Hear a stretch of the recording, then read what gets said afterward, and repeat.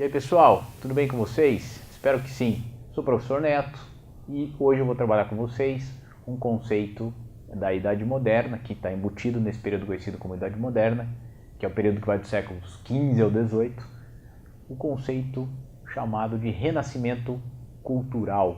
Renascimento Cultural, ok?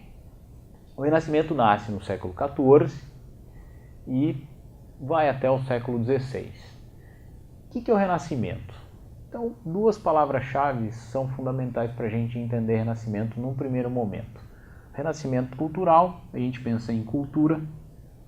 Que tipo de cultura? Uma cultura leiga e uma cultura burguesa. Cultura leiga, professor, o que significa isso, cultura leiga? Cultura leiga significa uma cultura não sacral. Não sacral.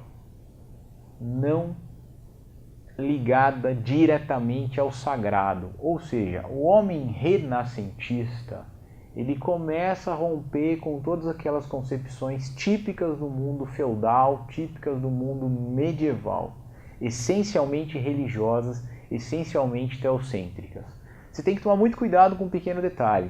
Esse homem renascentista, ele não abandona a religião, ele não deixa de ser religioso. Mas do ponto de vista cultural, isto é, do ponto de vista dos costumes, ele começa a pensar em expandir a sua mente e não ficar apenas focado dentro de aspectos religiosos. Por isso, uma cultura leiga. O significado de leigo nesse sentido, não sagrado, não sacral, ok?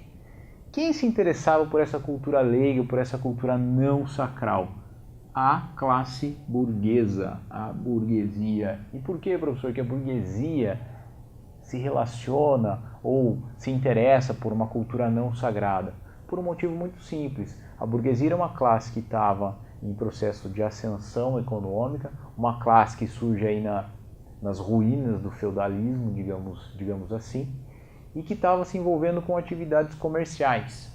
Sendo que a igreja, o pensamento teocêntrico religioso, condenava as práticas comerciais lucrativas. Então esse é um exemplo simples. Ora, eu sou burguês, não posso lucrar, lucro é pecado, peraí, como eu vou viver? Então a burguesia começa a questionar esse pensamento teocêntrico. Uma outra prática burguesa muito comum é a usura, que é o empréstimo de dinheiro a juros, também condenado pela igreja. Então havia um interesse direto da burguesia em que houvesse uma ruptura, uma mudança de pensamento, ok? E essa mudança de pensamento vem a partir do renascimento cultural. É importante saber que essas ideias, esses pensamentos, começam a ter reflexos na arte da época, na pintura e, sobretudo, na pintura e escultura da época, ok? Nas pinturas e esculturas da época. Em termos de características, o que eu vou encontrar numa pintura, o que eu vou encontrar numa escultura renascentista? Você vai encontrar essas três características colocadas aqui e mais uma que eu vou mencionar. Então, eu vou encontrar mais racionalismo nessas obras. Essas obras tendem a ter um caráter bastante racional, o que não significa que eu não posso ter um tema religioso na obra.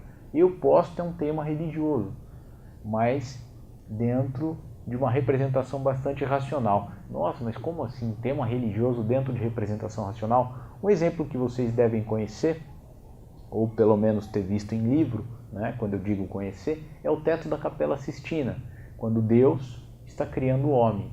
É a criação de Adão, né, feita pelo Michelangelo. Você tem Deus, temática religiosa, criando o homem, criando o Adão, temática religiosa. No entanto, esse Adão é extremamente musculoso, tem as formas bastante desenvolvidas.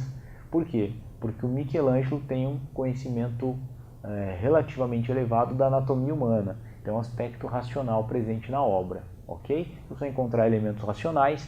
Deus criando o homem, olha que interessante. Eu ainda tenho a religião, mas eu tenho o antropocentrismo, o homem sendo criado. Então, eu estou rompendo com essas concepções essencialmente teocêntricas, como eu disse para vocês.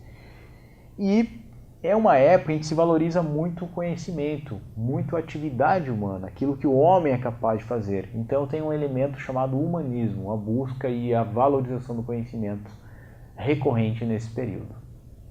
Como eu quero romper com os costumes teocêntricos da época, eu retomo, eu pego como referência a cultura greco-romana, a cultura clássica.